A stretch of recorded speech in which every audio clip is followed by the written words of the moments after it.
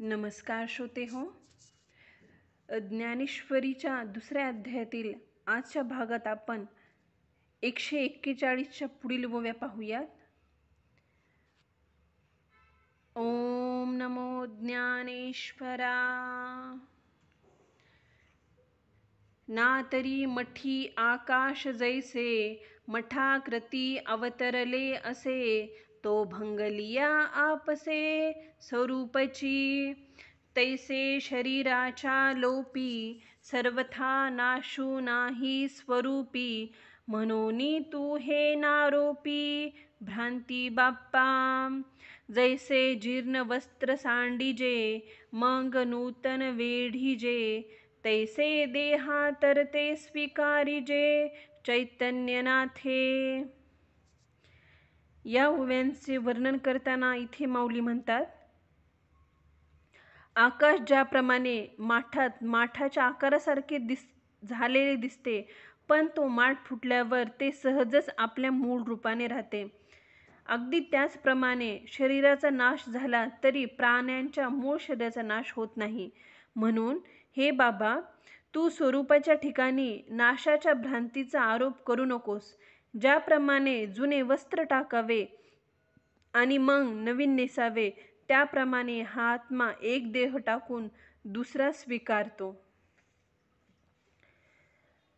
हा अनादि नित्य सिंधू निरुपाधी विशुद्धू, म्हणूनी शस्त्रादी की छेदू न घडे यया. हा प्रळयोदके नाप्लवे अग्निदाहो ना संभवे, येथे महाशोषू न प्रभवे मारुताचा. अर्जुना हा नित्यू अचळ हा शाश्वतू, सर्वत्र सदोदितू परिपूर्ण हा तर्काचिये दिठी, गोचर नव्हे किरटी. ध्यान याचिया भेटी उत्कंठा वाहे. हा सदा दुर्लभू मना आपुनो हे साधना, निस्सीमू हा अर्जुना पुरुषोत्तमू. हा गुणत्रय रहितू व्यक्तिसी अंतितू, अनादि अविकृतू सर्वरूप. अर्जुना ऐसा हा जानावा, सकळात्मकू देखावा. मग सहजे शोकू अवघा हरेल तुझा. अथवा ऐसा नेनसी तू अंतवतीची मानसी, तरी शोचू न पावसी पंडकुमारा. जो आदि स्थिती अंतू हा निरंतर असे नित्यू, जैसा प्रवाह अनिश्चितू गंगाजळाचा. ते आदि नाही खंडले समुद्री, तरी असे मीनले. आणि जातची मध्य उरले दिसे जैसे. इथे माऊली म्हणतात, हा आत्मा अनादि शाश्वत उपाधिरहित व अत्यंत शुद्ध असा आहे. म्हणून याचा शास्त्रादिकांच्या मदतीने घात होत नाही. हा आत्मा प्रळय काळाच्या पाण्याने देखील बुडत नाही, अग्नीने जळणे संभवत नाही. इथे वायूच्या महाशोषण शक्तीचा प्रभावही चालत नाही. हे अर्जुना, हा नित्य स्थिर शाश्वत असून सर्व ठिकाणी नेहमी भरलेला असा आहे. अर्जुना, हा तर्काच्या दृष्टीला दिसणार नाही. याच्या भेटीसाठी ध्यान उत्कंठित झालेले असते. हा नेहमी मनाला दुर्लभ आहे व साधनाला प्राप्त न होणार आहे. हे अर्जुना, हा पुरुषोत्तम अनंत आहे. हा 3 गुणांनी रहित आकाराच्या पलीकडचा अनादि विकार न पावणारा व सर्वव्यापी असा आहे. अर्जुना, हा असा आहे हे जाणून घे. हा सकलात्मक आहे हे ओळख. मग तुझा हा सकळ शोक आपोआप नाहीसा होईल. अथवा हा जसा आहे हे जाणता तू हा नाशवंत आहे असे जरी मानलेस, तरी हे अर्जुना, तुला शोक करणे योग्य नाही. कारण गंगेच्या पाण्याचा प्रवाह जसा अखंड तसा उत्पत्ती स्थिती व नाश यांचा क्रम अखंडच आहे. ते गंगा जल उगमस्थानी तुटत नाही किंवा समुद्रात सातत्याने मिळत राहते आणि मध्य अखंडपणे वाहताना दिसून येते.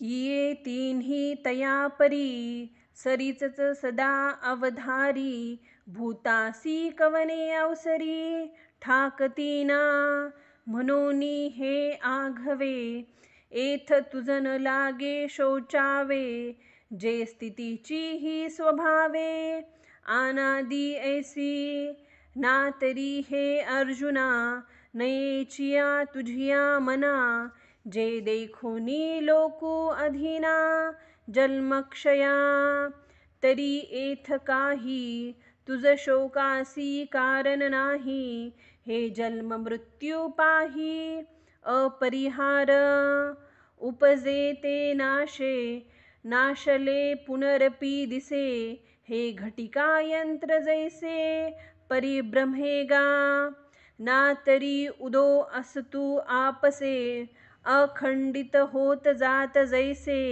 हे जन्म मरण तैसे अनिवार्य जगी महाप्रलय अवसरे हे त्रैलोक्य ही संहारे म्हणोनी हा ना परिहारे आदियंतु तू जरी हे ऐसे मानसी तरी खेदू का करिसी काय जाणू तूची नेनसी धनुर्धरा एथ अनिकही एक पार्था तुझ बहुती परी पाहता दुःख करावया सर्वथा विशो नाही जिये समजते ये भूते जन्म आदि अमूर्ते मंग पातली व्यक्ती ते जन्मलया.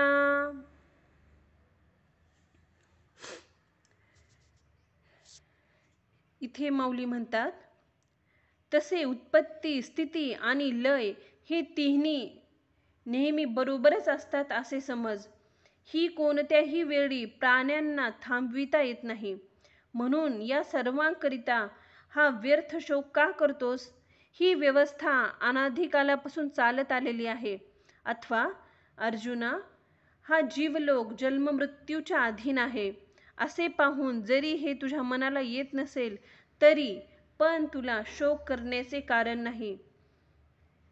असे पहा की हे जन्म मृत्यू टाळता न येणारे आहेत. जे उत्पन्न होते ते नाश पावते व नाश पावलेले पुन्हा दिसते. अर्जुना, रहाट गाडग्यासारखा असा हा क्रम अखंड चालतो. अथवा उदय आणि अस्त हे आपोआपच ज्याप्रमाणे निरंतर होत जातात अगदी त्याचप्रमाणे जन्म मृत्यू हे जगात चुकविता न येणारे आहेत. महाप्रलयाच्या वेळी त्रैलोक्याचाही संहार होतो म्हणून हा उत्पत्ती नाश टळत नाही. हे जर तुला पटत असेल तर खेद का करतोस? अर्जुना, तू शहाणा असून वेड्यासारखे का वागतोस? इथे अर्जुन एक प्रकाराने विचार करता येईल. सर्व बाजूंनी पाहिले तरी तुला दुःख करण्याचे मुळीच कारण दिसत नाही. कारण हे सर्व जीव जन्माच्या अगोदर निराकार होते, मग जन्मल्यावर त्यांना आकार प्राप्त झालेला असतो.